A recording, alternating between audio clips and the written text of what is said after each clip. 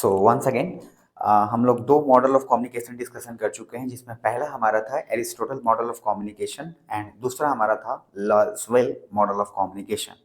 अब हमारा इसके आगे जो तीसरा है वो है Sanon and weber model of communication. तो बेसिकली अभी तक हमने डिस्कशन क्या किया कि एरिस्टोटल ने और जो आपका लैसवेल ने, इन्होंने 5 कंपोनेंट्स को की फैक्टर किया। एरिस्टोटल ने 5 चीजें बताई थी जिसमें पब्लिक स्पीकिंग के अंदर वो सारी स्किल्स काम करती हैं। उसी बेसिस को आगे बढ़ाते हुए कुछ क्वेश्चंस के फॉर्मेट में पुट अप किया लैसवेल ने, और उसने डिफरेंट मीडियाज और हर जगह पे उन पांचों चीजों को कंपोनेंट को मिला दिया।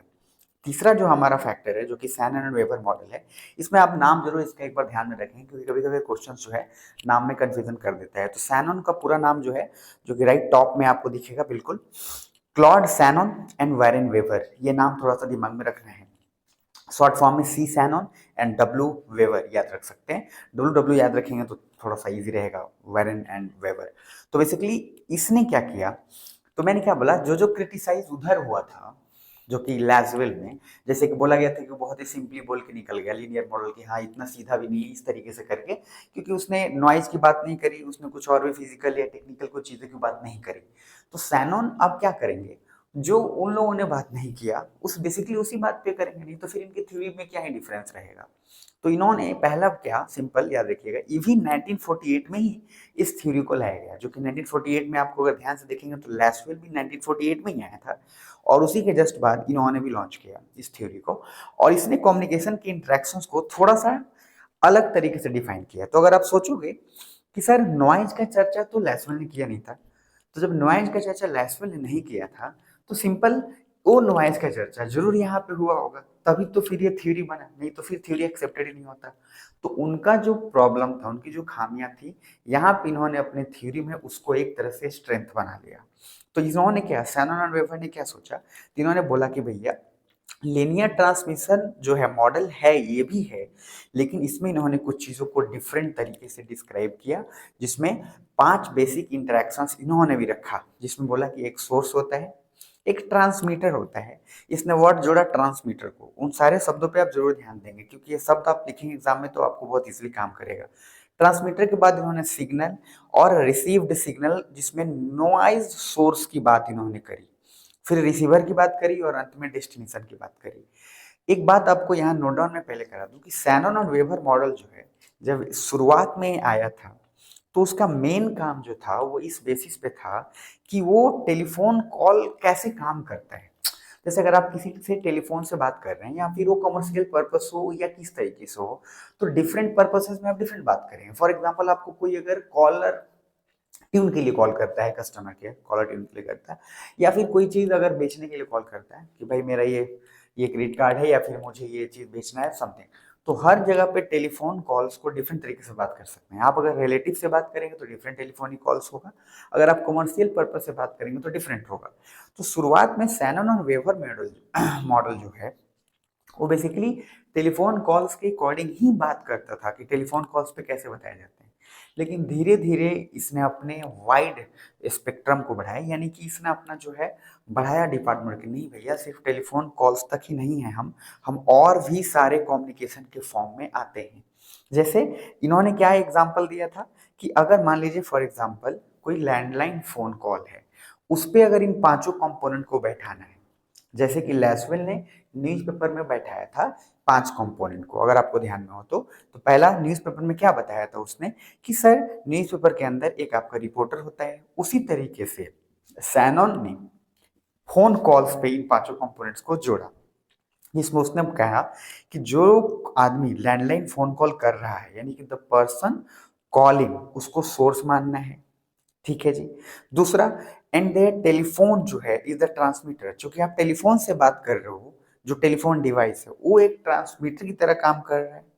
तीसरा, translating the message into an electric signal, क्योंकि वही ट्रांसमीटर मैसेज को इलेक्ट्रिक सिग्नल में कन्वर्ट भी कर रहा है। उसके बाद वायर जो है, वायर जो कि कनेक्टेड है, तार, वो क्या है, एक चैनल की तरह काम कर रहा है। और the person taking the call is the destination and the telephone is the receiver. तो बेसिकली क्या है, इन्होंने भी सेम चीज को बताया, लेकिन इसमें इसने किस बात का जिक्र किया, ट्रांसमीटर का, यानी कि इलेक्ट्रिक सिग्नल में कन्वर्टर, यानी कि इसने थोड़ी बहुत जो बातें करी वो बातें इस तरीके से करी कि उसमें और भी फैक्टर काम करता है, बहुत सीधा नहीं रखा। अरिस्टोटल ने सीधा रखा। एरिस्टोटल ने तो बिल्कुल एक तरह से बेंच मार्क क्रिएट कर दिया, एक बेस क्रिएट कर दिया, ढांचा। लैसवेल ने उस ढांचा पे थोड़ा सिंप्लीफाई किया, एक फ्लोर तक क्रिएट किया कि भैया हाँ, कम्युनिकेशन के अंदर दो लोग लीनियर मॉडल है, एक बोलता है एक सुनता है। लेकिन इन्होंने उसके अंदर बात करी क्या, ट्रांसमीटर की, इन्होंने बात करी नॉइज की कि भैया नहीं, इसके अलावा भी चीज होती है, इतना सिंपल नहीं होता है। तो ये एक मेन फैक्टर दिखेगा। तो मैंने वही बोला, आराम से थ्योरी में देखेंगे, एक थ्योरी को समझ जाएंगे तो उसके बाद ऑटोमेटिक थ्योरी आपको समझ में आगे आ जाएगा। तो इन्होंने टेलीफोन से एग्जांपल बताया कि जो आदमी कॉल कर रहा है वो आदमी जो है एज अ जो पर्सन कॉल कर रहा है सोर्स की तरह काम कर रहा है, उसका जो टेलीफोन है एक ट्रांसमीटर की तरह काम कर रहा है, जो कि मैसेज को इलेक्ट्रिकल सिग्नल में ट्रांसफॉर्म कर रहा है। जो तार है वो जो है एज ए चैनल की तरह काम कर रहा है, और जो पर्सन कॉल ले रहा है वो डेस्टिनेशन है, और जो आपका फोन जिससे आप रिसीव किए हुए हैं दैट इज रिसीवर है। तो इसमें इन्होंने इन चीजों को बात किया। उसके बाद आप एग्जाम में इन सब लिख के और इसको डिस्क्राइब कर देंगे। दूसरा, अगर हम इसको थोड़ा सा और आगे जाते हैं तो आपको इंटरेस्टिंग बात एक और समझ में आएगी कि सर हर चीज का दोनों पहलू तो होता ही है। तो message is translated by the transmitter into a signal which is then sent using a channel. अब इन्होंने नॉइज की बात करी, लेकिन सर इसके आगे इन्होंने कुछ वैसे भी प्रॉब्लम्स को आइडेंटिफाई किया जो कि इनको भी पता था कि भैया कुछ प्रॉब्लम्स अभी भी हमारी थ्योरी में है जो कि इसमें सुधार लाना है। इन्होंने क्या आइडेंटिफाई किया, इन्होंने आइडेंटिफाई किया कि तीन चीज और भी हम तरीके से सुधार सकते हैं। जैसे इसमें कि टेक्निकल जो है कम्युनिकेशन में थ्री बेसिक लेवल के प्रॉब्लम्स की इन्होंने, टेक्निकल चीजें बहुत सारी ऐसी हैं जो उनको समझ में नहीं आ रहा था।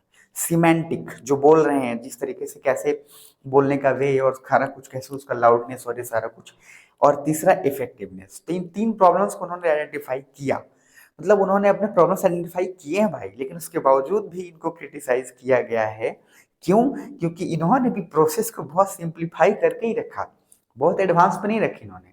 इन्होंने तो बस एक लेवल अप किया जो कि लैसवेल से थोड़ा ऊपर है, ताकि इनका भी थ्योरी किसी तरह से रिकॉर्ड हो जाए। और इन्होंने सर अपने कम्युनिकेशन को वे जो है उस प्रोसेस को काफी वन वे ही रखा है इन्होंने, बहुत डायनेमिक नहीं रखा। वन वे एक सिंपल स्ट्रेट प्रोसेस में रखा है, डायनेमिक नहीं रखा, जिसके कारण इनको भी जो है सुनना पड़ा और क्रिटिसाइज होना पड़ा। तो बेसिकली ये जो मैसेज है going back and fourth between both participants, दोनों तरफ से, चूंकि फीडबैक की बात इन्होंने नहीं करी और इस तरह से, तो कहने का मतलब सिंपल है कि अगर हम कंक्लूड करें तो ये आपका शैनन एंड वेबर मॉडल, तीनों को कंक्लूड करें तो क्या हो सकता है, एरिस्टोटल सिंपल रखा, उसी के बेसिस पे लैसवेल ने बात किया, और तीसरा शैनन एंड वेबर मॉडल जो आपको उसके बेसिस पे एक कदम आगे और नॉइज लेवल की बात करी, कुछ टेक्निकल चीजों की बात करी। तो इस थ्योरी में इतना ही, फिर इसके बाद नेक्स्ट थ्योरी में कंक्लूड करेंगे।